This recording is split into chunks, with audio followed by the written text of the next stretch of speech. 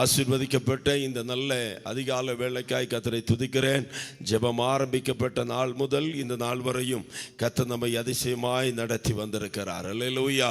அவருடைய கிருபை விலகாமல் இருக்கிறது. அவருடைய தயவுக்காக கர்த்தருக்கு ஸ்தோத்திரம். காலைதோறும் ஆண்டவருடைய கிருபை புதிதாக இருக்கிறது. அதிகாலையிலே தேடுகிறவன் என்னை கண்டடைகிறான். ஆமென். கர்த்தர் நம்மோடு பேசி வருகிறார். ஒவ்வொரு நாளும் விசேஷமாய் வித்தியாசமான காரியங்களை கர்த்தருடைய ஆவியானவர் நமக்காய் பகிர்ந்து தருகிறார். கர்த்தருடைய நாமம் மகிமைப்படுவதாக. இந்த நாளில் கூட ஆண்டவருடைய முக்கியமான ஒரு வரத்தை குறித்து பேசும்படியாய் கர்த்தருக்குள்ளே ஆசைப்படுகிறேன். அநேகர் தவறாக புரிந்து கொள்வதும் அநேகர் சரியாக புரிந்து கொள்ளாததுமான ஒரு வரம் இருக்கும் என்று சொன்னால் அது தீர்க்க தரிசன வரம். ஆமென். கள்ள தீர்க்க தரிசிகள் அநேகர் எழும்பிக் கொண்டிருக்கிறபடினாலே அநேகர் தீர்க்க தரிசனம் இல்லை, தீர்க்க தரிசனம் நின்று போய்விட்டது என்று சொல்லுவதுண்டு. ஆனால் வேதம் நமக்கு கற்றுத்தருகிற மேன்மையான காரியத்தை தீர்க்க தரிசன வரத்தை குறித்து இந்த காலவேளையிலே நாம் சிந்திக்க கர்த்தர் உதவி செய்வாராக. அப்போஸ்தலனாகிய பவுல் கொரிந்தியருக்கு நிருபம் ஆமென் ஹல்லேலூயா 14ஆம் அதிகாரத்திலே இந்த தீர்க்க தரிசன வரங்களை குறித்து சொல்லுகிறார். 12ஆம் அதிகாரத்திலே 9 விதமான வரங்களை குறித்து சொல்லுகிறார். அந்த 14ஆம் அதிகாரம் 1வது வசனம், அன்பை நாடுங்கள், ஞான வரங்களையும் விரும்புங்கள், விசேஷமாய் தீர்க்க தரிசன வரத்தை விரும்புங்கள். அப்போஸ்தலன் தன்னுடைய சபைக்கு சொல்லும்போது விசேஷமாய் நாம் எதை விரும்ப வேண்டுமா? தீர்க்க தரிசன வரத்தை விரும்ப வேண்டும் என்று சொல்லுகிறார். அல்லேலூயா. தீர்க்க தரிசி என்றால் யார்? தீர்க்க தரிசி கர்த்தருடைய வாயாக இருக்கிறவன் தான் தீர்க்க தரிசி. கர்த்தர் சொல்லுகிற வார்த்தையை அப்படியே ஆமென் மாற்றாமல் சொல்லுகிறவர் தான் தீர்க்க தரிசி. அல்லேலூயா. ஜனத்தை பிரியப்படுத்தும்படி பேசுகிறவர் அல்ல. கர்த்தருடைய வார்த்தையை கர்த்தருடைய வார்த்தையாக கர்த்தருடைய ஜனங்களுக்கு அப்படியே மாறாமல் சொல்லுகிறவர் தான் யாரு? தீர்க்க தரிசி. அல்லேலூயா. தீர்க்க தரிசனம் பாவத்தை குறித்து உரைக்கக்கூடியதாக இருக்கும். தீர்க்க தரிசனம் பக்தி விருத்தியை கொண்டு வரக்கூடியதாக இருக்கும். தீர்க்க தரிசனம் ஆறுதலை கொண்டு வரக்கூடியதாக இருக்கும். தீர்க்க தரிசனம் மறைவானவைகளை வெளிப்படுத்தக்கூடியதாக இருக்கும். அல்லேலூயா. பழைய ஏற்பாட்டிலே தீர்க்க தரிசி பல பெயர்களில் அழைக்கப்பட்டிருக்கிறாங்க. ஞான திருஷ்டிக்காரன் என்று அழைக்கப்பட்டிருக்கிறாங்க. ஆமென். அல்லேலூயா. ஸ்தோத்திரம். வெளிப்பாடுகளை சொல்லுகிறவர்களாய் அழைக்கப்பட்டிருக்கிறாங்க. சொப்பனக்காரர்கள் என்று அழைக்கப்பட்டிருக்கிறாங்க. தீர்க்க தரிசி என்ற பெயரில் அழைக்கப்பட்டிருக்கிறார்கள். அல்லேலூயா. தீர்க்க தரிசனத்தை குறித்து ஏசாயா தீர்க்க தரிசன புத்தகம் 45ஆம் அதிகாரம் 12வது வசனத்தில் ஆண்டவர் விதமாய் சொல்லுகிறார். இஸ்ரவேலின் பரிசுத்தரும் அவனை உருவாக்கினவருமாகிய கர்த்தர் சொல்லுகிறதாவது வருங்காரியங்களை என்னிடத்தில் கேளுங்கள்.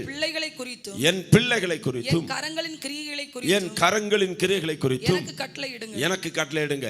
அப்படின்னா வருங்காலத்தை குறித்து, பிள்ளைகளை குறித்து, தேசத்தை குறித்து, சபை குறித்து நாம் கேட்டால் நிச்சயமாகவே கர்த்தர் வெளிப்படுத்துவார். ஆகவேதான் பவுல் சொல்லுகிறார், தீர்க்க தரிசன வரத்தை என்ன செய்யுங்கள்? நாடுங்கள். அல்லேலூயா.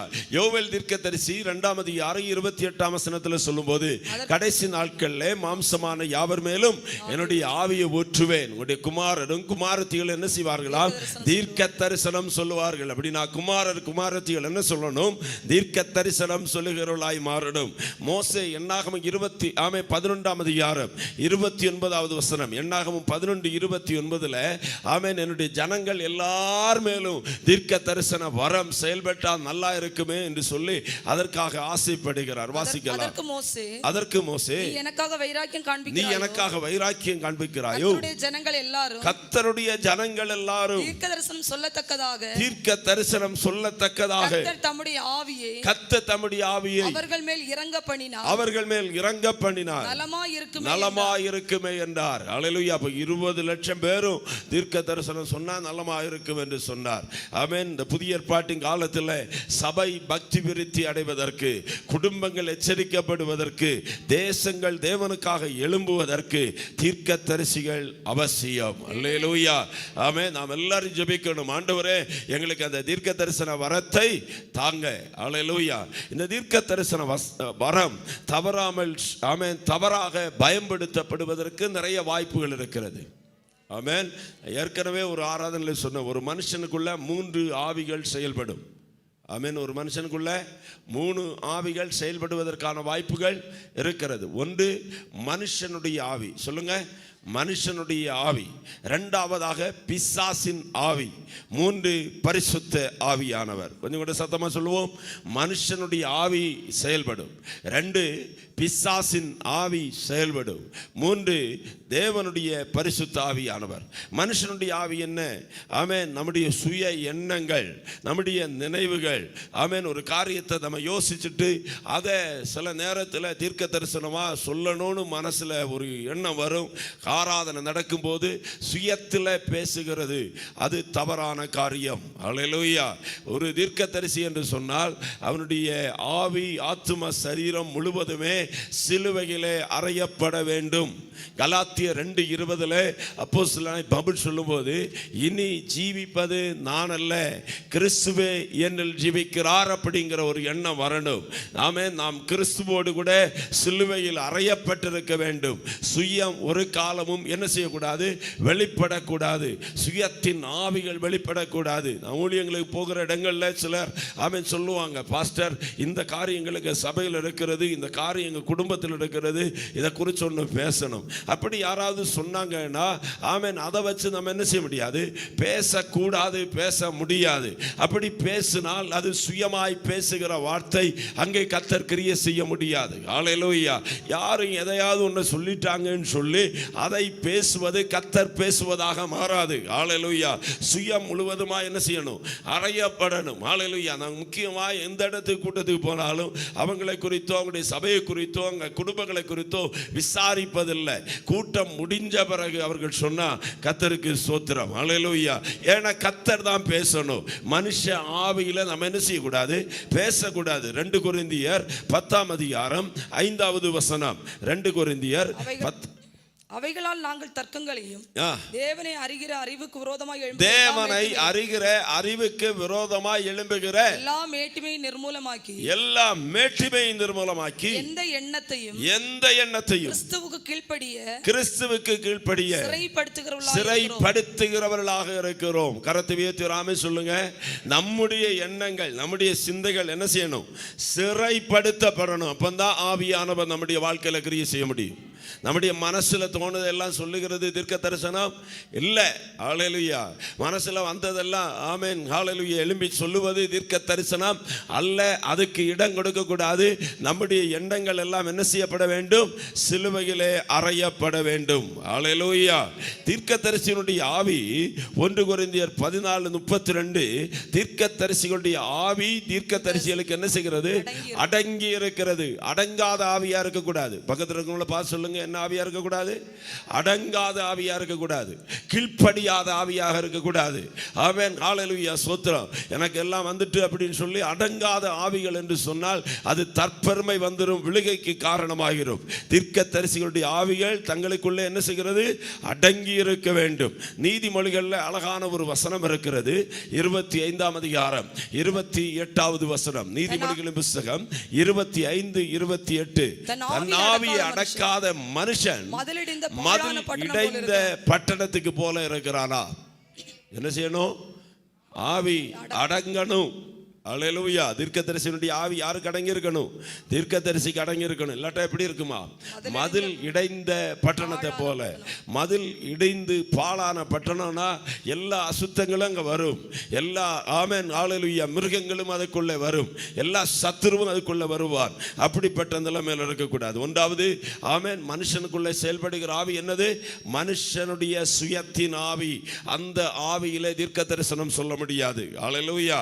இரண்டாவது சாத்தானின் ஆவி செயல்படுகிறது. ஆவி ஆமென். அது பல இடங்கள்ல பார்க்க முடியும். நீங்க சாத்தானின் ஆவின்னு சொன்ன உடனே பிசாசு பிடிச்சவங்களுக்கு தான் அது செயல்படணும்னு நினைச்சிடக்கூடாது. அல்லேலூயா. பிசாசு பிடித்தவர்களுக்குள்ளேயும் ஆவி செயல்படும். சாதாரணமான விசுவாசிக்குள்ளேயும் அந்த ஆவி என்ன செய்யும்? செயல்படும். யோபனுடைய வாழ்க்கையில பிரச்சனைகள் வருகிறது, போராட்டம் வருகிறது. யோபனுடைய மனைவி பிசாசு பிடித்தவள் அல்ல, ஆனால் பிசாசுடைய ஆவிக்கு அவள் இடம் கொடுக்கிறாள். ஆகவேதான் அவள் சொல்லுகிறாள், தேவனை தூசித்து என்ன செய்? ஜீவனை விடு. அல்லேலூயா. அந்த வார்த்தை அவள் சொல்லுவதற்கு காரணம் என்ன? பிசாசனுடைய ஆவிக்கு அவன் இடம் கொடுத்து விட்டாள். ஆமென். வேதம் சொல்லுகிறது, தாவீது அபிஷேகம் பண்ணப்பட்ட நல்ல மனுஷன், தாவீது ஒரு தீர்க்கதரிசி, தாவீது ஒரு யுத்த வீரன். ஆனால் அல்லேலூயா, ஜனத்தை தொகையிடும்படியாக பிசாசு அவனை என்ன செய்தானா? ஏவ ஆரம்பித்தான். அப்படின்னா பிசாசு தாவீதுக்குள்ளே செயல்பட்டான். பேதுரு கர்த்தரால் அபிஷேகம் பண்ணப்பட்ட தேவ மனுஷன், பரலோக ராஜ்யத்தினுடைய திறவுகோலை பெற்ற மனுஷன். ஆனால் இயேசுவை பார்த்து இதெல்லாம் நமக்கு சம்பவிக்க கூடாது என்று சொல்லி கடிந்து கொள்ள தொடங்கினான். அப்படின்னா அவனுக்குள்ள என்ன ஆவி செயல்பட்டது? பிசாசின் ஆவி செயல்பட்டது. இயேசு உடனே சொன்னார், ஆமென், அப்பாலே போ சாத்தானே. ஹல்லேலூயா. ஆமென். நீ தேவனுக்கு ஏற்றவைகளை சிந்தியாமல் யாருக்கு ஏற்றவைகளை சிந்திக்கிறாய்? மனுஷனுக்கு ஏற்றவைகளை சிந்திக்கிறாய். அப்படின்னா பிசாசனுடைய ஆவி தேவ திட்டத்துக்கு எதிராக பேச வைக்கும். பிசாசனுடைய ஆவி தேவ திட்டத்துக்கு எதிராக சிந்திக்க வைக்கும். பிசாசனுடைய ஆவி தேவ திட்டத்துக்கு எதிராய், தேவ வசனத்துக்கு எதிராய் கலகத்தை கொண்டு வரக்கூடியதாக இருக்கும். ஹல்லேலூயா. இனியும் பார்ப்போம் என்று சொன்னால், யூதாசுக்குள்ளே சாத்தான் புகுந்தான் என்று சொல்லப்படுகிறது. நாம் ரொம்ப எச்சரிக்கையாக இருக்கணும். ஆகவே தான் யாக்கோபு அப்போஸ்தலன் சொல்லுகிறார், பிசாசுக்கு எதிர்த்து நில்லுங்கள், அப்பொழுது அவன் உங்களை விட்டு ஓடி போவான். பிசாசுக்கு என்ன செய்யாதிருங்கள்? இடம் கொடாதிருங்கள். எல்லாம் சொல்லுங்க, பிசாசுக்கு என்ன செய்யக்கூடாது? இடம் கொடுக்க கூடாது. ஹல்லேலூயா. கடைசியாக பரிசுத்த ஆவியானவர். நசரேயனாகிய இயேசுவை தேவன் பரிசுத்த ஆவியினாலும் வல்லமையினாலும் அபிஷேகம் பண்ணினார். ஆவியானவர் நமக்குள்ளே வெளிப்படுகிற போது இந்த வரங்களை கர்த்தர் செயல்படுத்துவார். ஹல்லேலூயா. இந்த பரிசுத்த ஆவியானவருடைய வல்லமையால வரங்கள் எப்படி செயல்படும் என்று சொல்லி 4 காரியங்களை நான் உங்களுக்கு சொல்லும்படியாக விரும்புகிறேன். பரிசுத்த ஆவியானவருடைய வல்லமை நமக்குள்ளே வரும்போது இந்த வரங்கள் எப்படி செயல்படுகிறது? ஒன்றாவதாக, ஆவியானவருடைய ஏவுதலினாலே வரம் செயல்பட ஆரம்பிக்கும். சொல்லுங்க. ஆவியானவர், நம்ம மனசு காலியாக இருக்கணும், நம்முடைய சிந்தைகள் காலியாக இருக்கணும். ஆமென். நம்ம இதை குறித்து சிந்திக்காமல் இருக்கிற போது திடீரென்று ஆவியானவர் நமக்குள்ள வரும்போது அவர் தூண்டுதலை தருவார் அல்லது ஏவுதலை தருவார். ஹல்லேலூயா. 2 தீமோத்தேயு 3:16 சொல்லுகிறது, தேவனுடைய வசனங்கள் எல்லாம் தேவ ஆவியினாலே என்ன செய்யப்பட்டிருக்கிறது? அருளப்பட்டிருக்கிறது. ஹல்லேலூயா. தேவ ஆவியானவர் தூண்டுவார். உள்ளே இருந்து ஆமென் சொல்லு இந்த வார்த்தை ஹல்லேலூயா அப்படின்னு சொல்லி ஆவியானவர் தூண்ட ஆரம்பிக்கிற போது, ஒரு அணை உடைந்து வரும்போது தண்ணி எப்படி வருகிறதோ அது போல, ஒரு ஊற்றை போல அது புறப்பட்டு வரும். ஹல்லேலூயா. அங்கே சுயத்துக்கு என்ன இல்லை? இடமே இல்லை. அங்கே சுயம் கிரியை செய்ய முடியாது. எரேமியா 20ஆம் அதிகாரம் 9வது வசனத்தை வாசியுங்கள். எரேமியாவின் புத்தகம் 20ஆம் அதிகாரம் 9வது வசனம். ஆதலால் நான் அவரை பிரஸ்தாபம் பண்ணாமலும் இனி கர்த்தருடைய நாமத்திலே பேசாமல் இருப்பேன் என்றேன். ஆனால் அவருடைய வார்த்தை என் எலும்புகளில் அடைபட்டு எரிகிற அக்னியை போல். சோத்திரம். பேச மாட்டேன் அப்படின்னு சொல்லி எரேமியா சொல்லுகிறார். நீ கர்த்தருடைய வார்த்தையை சொல்ல மாட்டேன்னு. ஆனால் இந்த வார்த்தை என்ன செய்கிறதா? உள்ள இருக்கிறது, இருதயத்துக்குள்ள இருக்கிறது, சரீரத்துக்குள்ள வந்துட்டு அந்த வார்த்தை எலும்புகளுக்குள்ளே அடைபட்டு எரிகிற அக்கினியை போல இருக்கு. இந்த வசனம் வெளியே சொல்ல முடியாவிட்டால் அது சரீரத்தை எரிக்கக்கூடியது போல ஆகிவிடுகிறது. அந்த தூண்டுதலினாலே தேவனுடைய வார்த்தை வர வேண்டும். அல்லேலூயா. 2ஆவதாக கர்த்தருடைய ஆமென் தீர்க்க தரிசனம் வருகிற அனுபவம் என்னன்னு கேட்டா, அந்நிய பாஷைகள். சொல்லுங்க. அந்நிய பாஷையில் பேசுகிறவன் ஆண்டவரோடு கூட என்ன செய்கிறார்? ரகசியத்தை பேசுகிறார். அந்த அந்நிய பாஷை பேசி பேசி பேசி பேசி பேசி ஆண்டவரோடு பேசி கொண்டிருக்கிற போது ஆண்டவர் தீர்க்க தரிசன வரத்தை உள்ள வைக்கிறார். அது நம்மை அறியாமலே தீர்க்க தரிசனமாய் வர ஆரம்பிக்கிறது. அப்போஸ்தலர் நடபடிகளின் புத்தகம் 19ஆம் அதிகாரம் 6வது வசனம். அல்லாமலும் பவுல் அவர்கள் மேல் கைகளை வைத்த போது பரிசுத்த ஆவி அவர்கள் மேல் வந்தார். சொல்லுங்க, யார் வந்தது? பரிசுத்த ஆவி அவர்கள் மேல் வந்தார். அப்பொழுது அவர்கள் அந்நிய பாஷைகளை பேசி தீர்க்க தரிசனம் சொன்னார்கள். ஹல்லேலூயா. அதுக்காக எப்போதுமே தீர்க்க தரிசனம் சொல்லும் போது அந்நிய பாஷை பேசிட்டு தான் தீர்க்க தரிசனம் சொல்லணும்னு அவசியம் இல்ல, ஆவியில ஏவப்படுகிற போது தீர்க்க தரிசனமாகவே வரும். ஆமென். சில நேரங்களில் ஆவியானவருடைய வல்லமை நம்மை அபரிதவண்ணமாய் நிரப்புகிற போது அந்நிய பாஷைகளாய் பேசி அந்த அந்நிய பாஷைகள் எப்படி வருகிறது? தீர்க்க தரிசனமாய் வரும். ஹல்லேலூயா. மூணாவதாக தீர்க்க தரிசனத்தை கர்த்தர் எப்படி தருகிறார் என்று சொன்னால், என்னாகமத்தின் புஸ்தகம் 12ஆம் அதிகாரம் 6வது வசனம். என்னாகமத்தின் புஸ்தகம் 12ஆம் அதிகாரம் 6வது வசனம். அப்பொழுது அவர், என் வார்த்தைகளை கேளுங்கள், உங்களுக்குள்ளே ஒருவன் தீர்க்கதரிசியாய் இருந்தால் கர்த்தராகிய நான் தரிசனத்திலே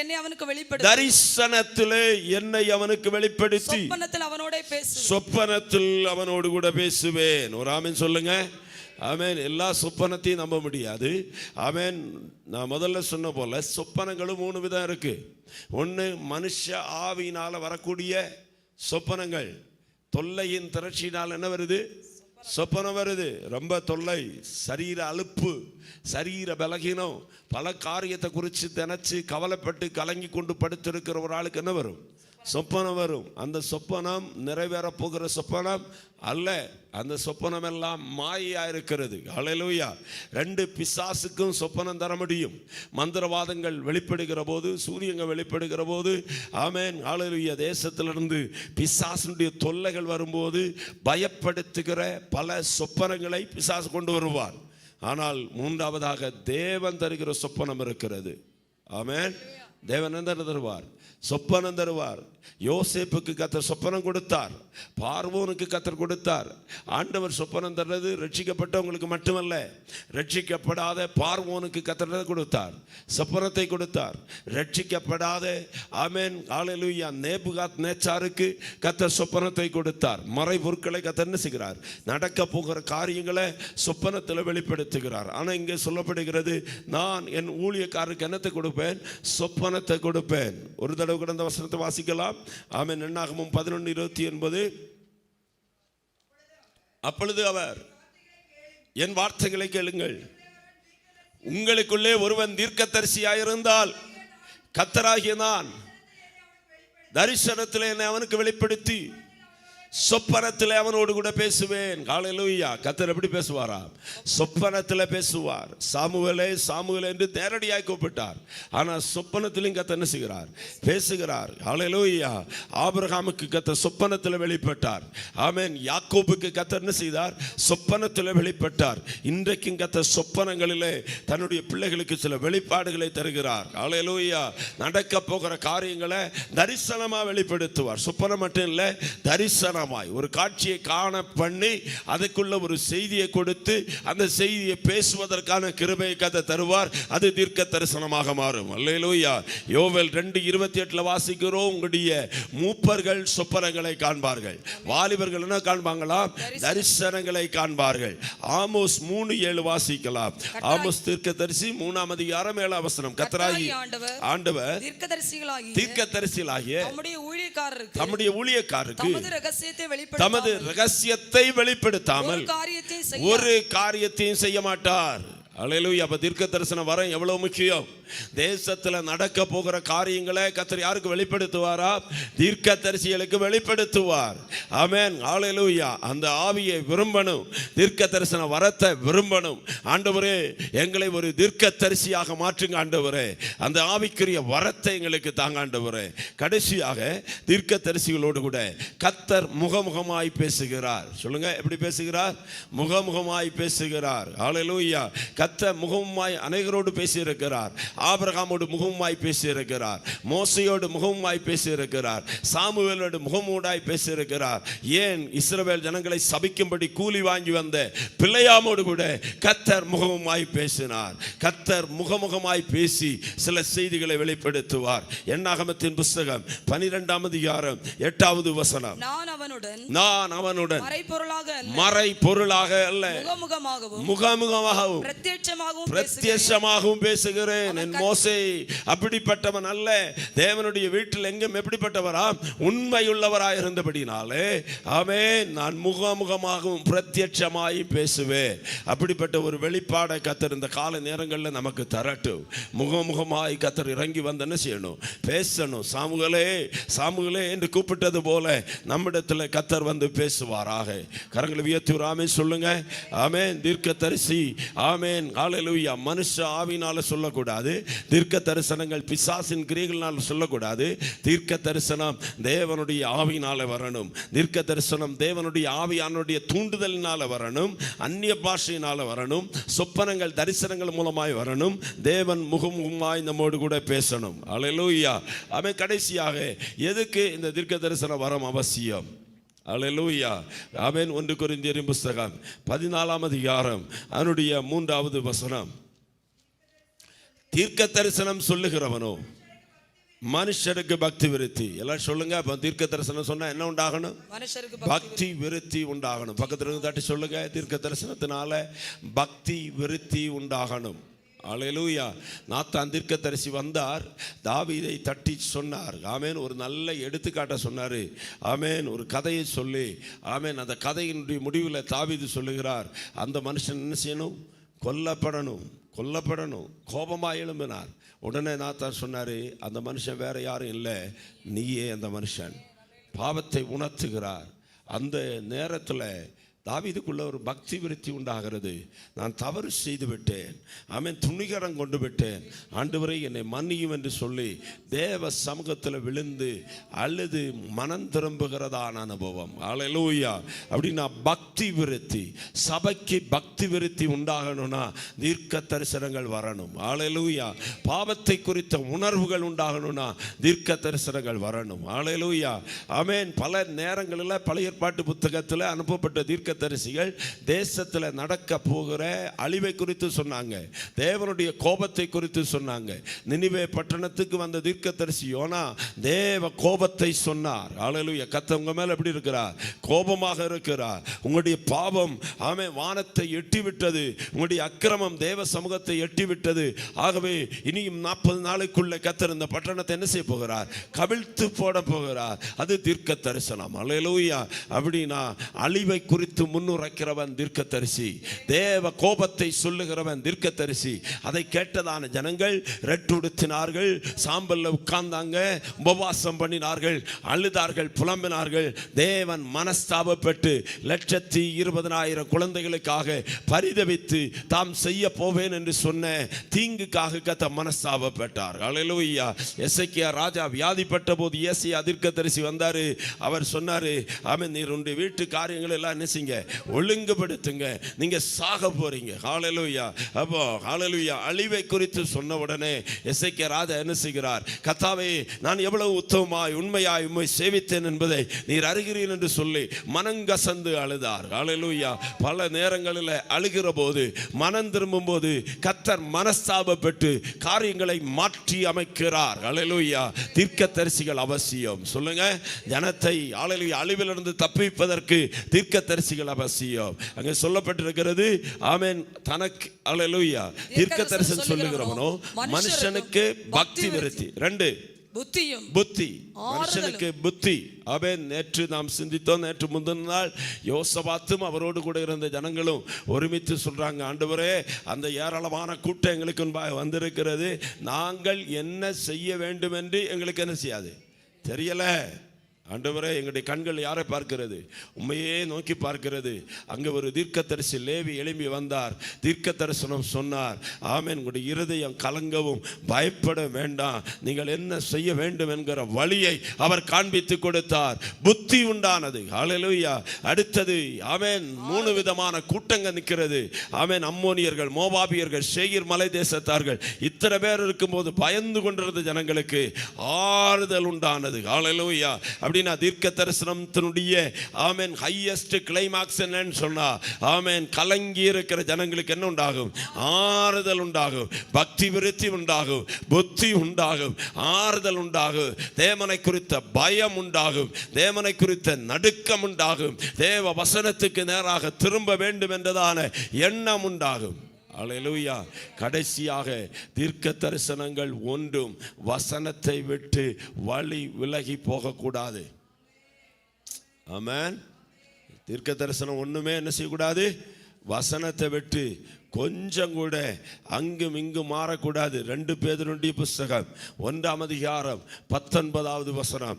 2 பேதுரு 1ஆம் அதிகாரம் 19வது அதிக வசனம். உறுதியான தீர்க்கதரிசன வசனமும் நமக்கு உண்டு. அதிக உறுதியான தீர்க்க தரிசன வசனமும் நமக்கு உண்டு. பொழுது விடிந்து விடிவெள்ளி உங்கள் இருதயங்களில் உதிக்கும் அளவும், விடிவெள்ளி உங்கள் இருதயங்களில் உதிக்கும் அளவும், இருளுள்ள ஸ்தலத்தில் பிரகாசிக்கிற விளக்கை போன்ற, இருளுள்ள ஸ்தலத்தில் பிரகாசிக்கிற விளக்கை போன்ற அவ்வசனத்தை கவனித்திருப்பது நலமாயிருக்கும். சொல்லுங்க எல்லாரும், வசனத்தை கவனித்திருப்பது நலமாயிருக்கும். இந்த வசனத்துக்கு வெளியே ஒரு தீர்க்க தரிசனமும் இல்லை. இந்த வசனத்துக்கு வெளியே ஒரு வெளிப்பாடும் இல்லை. வசனம் என்றைக்கும் நிலைத்திருக்கும். அல்லேலூயா, ஆமென். தீர்க்க தரிசனங்களை நாடுங்கள். தீர்க்க தரிசனத்தை கண்டுபிடித்து கொள்ளணும். கள்ள தீர்க்கதரிசிகள் ஏன் இருக்கிறாங்கன்னா, நல்ல தீர்க்கதரிசியும் நல்ல தீர்க்க தரிசனம் ஒரிஜினலும் இருக்கிறபடினால தான் டூப்ளிகேட் இன்னைக்கு உலகத்தில் இருக்கிறது. அல்லேலூயா. வசனம் பல தடவை எச்சரிக்கிறது, கள்ள தீர்க்கதரிசிகளுக்கு எச்சரிக்கையாக இருங்கள். கள்ள தீர்க்கதரிசினா யாரு? அவன் பெயருக்காக தீர்க்க தரிசனம் சொல்லுகிறவர்கள், புகழுக்காக தீர்க்க தரிசனம் சொல்லுகிறவர்கள், பணத்துக்காக தீர்க்க தரிசனம் சொல்லுகிறவர்கள், மனுஷனை திருப்திப்படுத்துவதற்காக தீர்க்க தரிசனம் சொல்லுகிறவர்கள், கள்ள உபதேசங்களை கொண்டு நிலைநாட்டுவதற்காக தீர்க்க தரிசனம் சொல்லுகிறவர்கள் கள்ள தீர்க்க தரிசிகள். தேவனுடைய தீர்க்க தரிசனம் எல்லாம் தேவ வசனத்தோடு கூட இருக்கிறது. அல்லேலூயா, அல்லேலூயா. தேவனுடைய தீர்க்க தரிசனம் அவிசுவாசிகளை மனம் திரும்புதலுக்கு ஏதாக நடத்தக்கூடியதாக இருக்கிறது. ஆமென், ஹல்லேலூயா. அப்போஸ்தலன் சொல்லுகிறார், அன்பை நாடுங்கள், ஞான வரங்களையும் விரும்புங்கள், விசேஷமாய் தீர்க்க தரிசன வரத்தை விரும்புங்கள். மோசே சொல்றாரு, எங்க ஜனம் எல்லாம் தீர்க்க தரிசனம் சொன்னா நல்லா இருக்குமே. ஹல்லேலூயா. தீர்க்க தரிசிகளை கர்த்தர் எழுப்பட்டும். கடைசி காலங்களில் அந்த தீர்க்க தரிசன அபிஷேகத்தை அதிகமாய் கர்த்தர் ஊற்றட்டும். ஹல்லேலூயா, ஆமென். கர்த்தர் சபைக்கு தந்த ஊழியங்களில் பிரதான ஊழியம் 5 ஊழியங்கள். 1 அப்போஸ்தல ஊழியம். சொல்லுங்க, அப்போஸ்தல ஊழியம். 2 தீர்க்க தரிசன ஊழியம். 3 சுவிசேஷகனுடைய ஊழியம். 4 மேய்ப்பனுடைய ஊழியம். 5 போதக ஊழியம். இந்த 5 ஊழியங்களும் சபைகளில் இருக்க வேண்டும். 1 அப்போஸ்தலன், 2 தீர்க்க தரிசி, 3 சுவிசேஷகன், 4 போதகர், 5 மேய்ப்பர். இத்தனையும் இருக்கிற சபைதான் தேவனால கட்டி எழுப்பப்படுகிற சபை. ஆமென். நம்முடைய சபைகளை அப்படி கர்த்தர் அலங்கரிப்பாராக. நம்முடைய வாழ்க்கையை கர்த்தர் கட்டி எழுப்புவாராக. எல்லாரும் இந்த கால வேளையில் தேவ கரங்கள் அர்ப்பணித்து ஜெபம் பண்ணுவோம். உம்முடைய ஆவியின் வரங்களினாலே, உம்முடைய அபிஷேகத்தினாலே எங்களை நிரப்புங்க ஆண்டவரே.